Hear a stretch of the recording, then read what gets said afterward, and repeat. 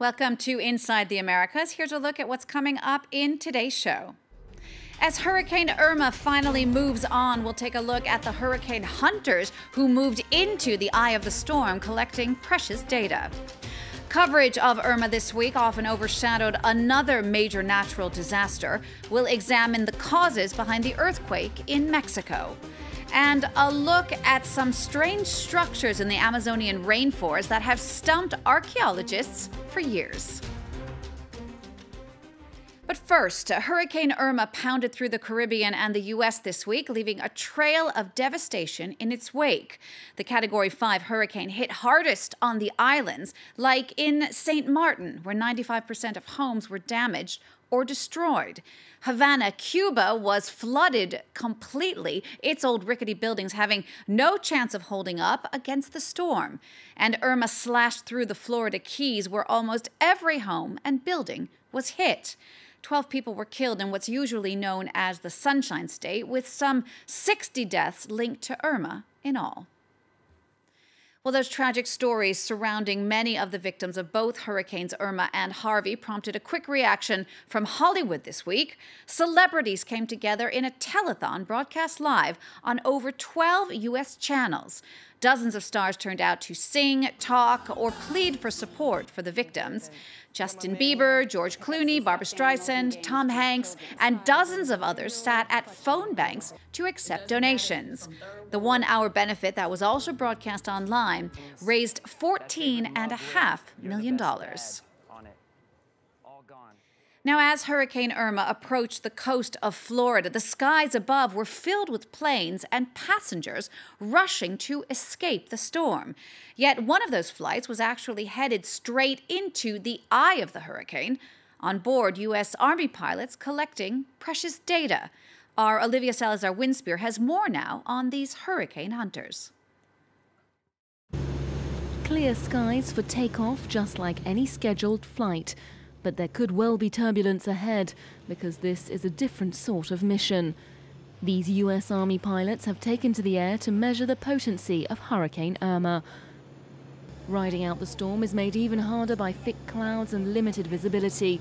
These hurricane chasers are risking their lives to collect this precious data. It's a dangerous job, like a lot of other things. If it's done properly, it's not. As they approach the eye of the storm, all's calm above cloud level, but down below, the hurricane's sowing chaos in its wake. My big thing when I see strong storms like this is, how is it going to affect the people on the ground? This probe is suspended among the clouds to measure the wind speed. It allows experts to classify the storm and calculate its potency. Predicting the damage it will cause, however, is more complicated.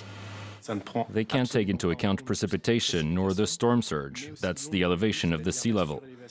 And those kinds of very damaging phenomena can be created by hurricanes that don't have high wind speeds, like Category 4 or 5 storms. These pilots spend 10 hours collecting a variety of data as they fly over the storm. Size, speed, orientation are all submitted for analysis.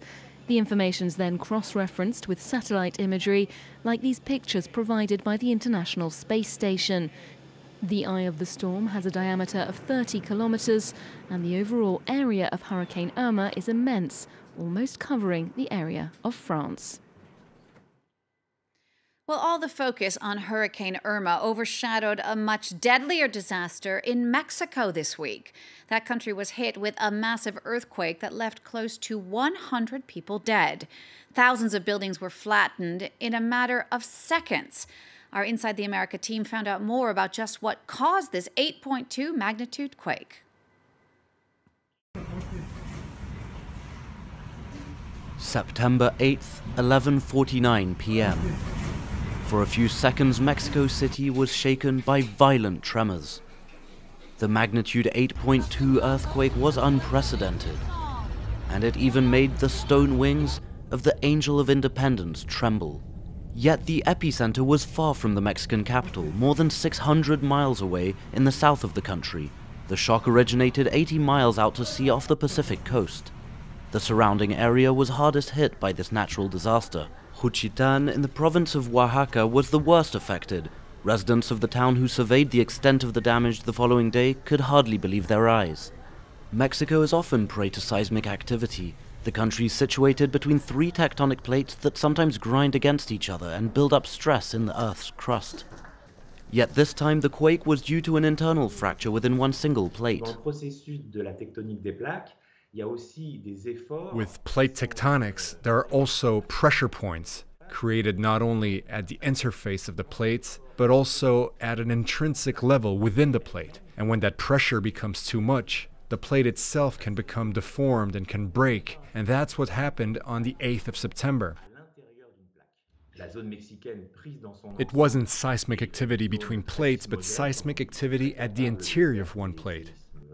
Mexico is situated in a highly seismic zone where there's scope for very violent earthquake. And since it's a big country, then that happens quite often. The area is quite regularly affected by magnitude 8 quakes, and that happens every 10 to 20 years. For many in Mexico, the sheer force of this earthquake has brought back painful memories of September 19th, 1985, when an 8.1 magnitude shock claimed some 100,000 lives and wiped out large parts of Mexico City. Let's take a look now at some of the other major stories this week in the Americas. The president of Venezuela says his government is ready to meet with the opposition for talks. That could be a potential breakthrough in a political standoff that's been marked by months of deadly protests. Nicolas Maduro made the surprise announcement in a televised cabinet meeting. The talks are due to be brokered by the Dominican Republic and the former Prime Minister of Spain. Lawmakers in Guatemala have voted against lifting immunity for the president, Jimmy Morales. That decision came just hours after a commission recommended his protection be withdrawn.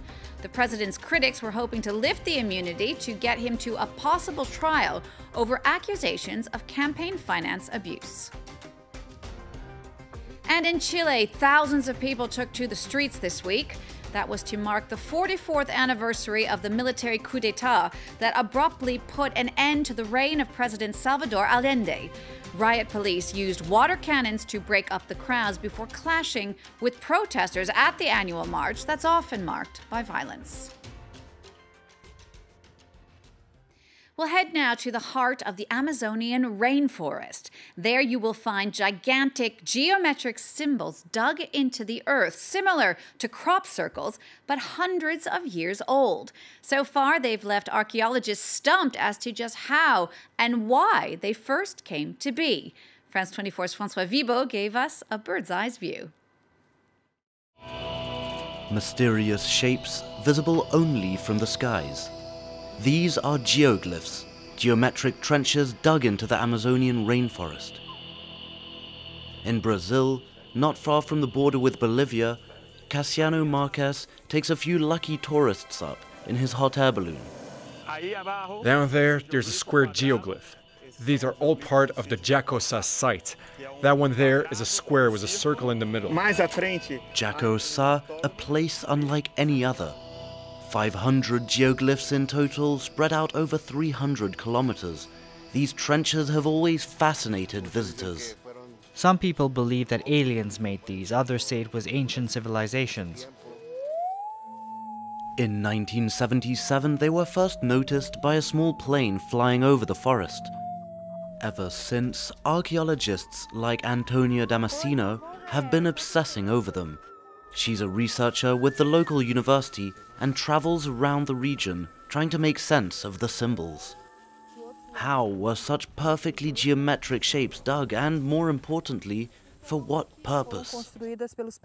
We believe these structures were built by pre-indigenous people for rituals and ceremonies, but there are no archaeological artifacts to prove this.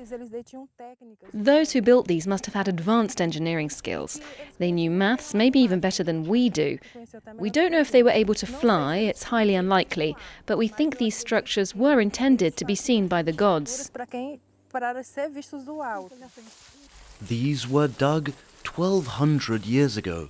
Then, as the rainforest grew and covered them over, they became a distant memory.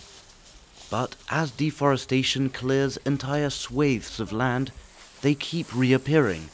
much to the surprise of local farmers.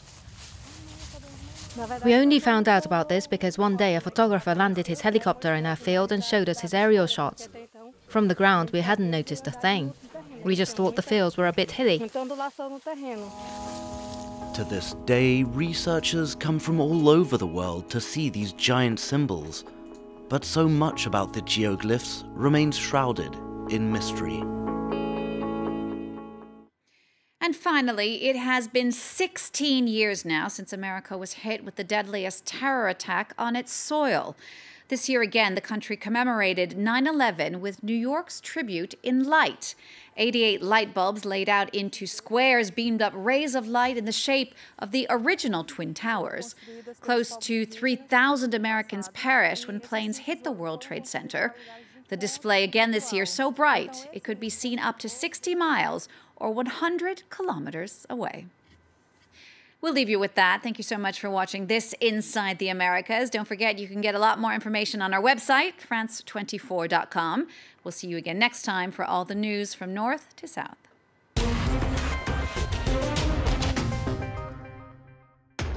Across Africa, presented by Georgia Calvin-Smith.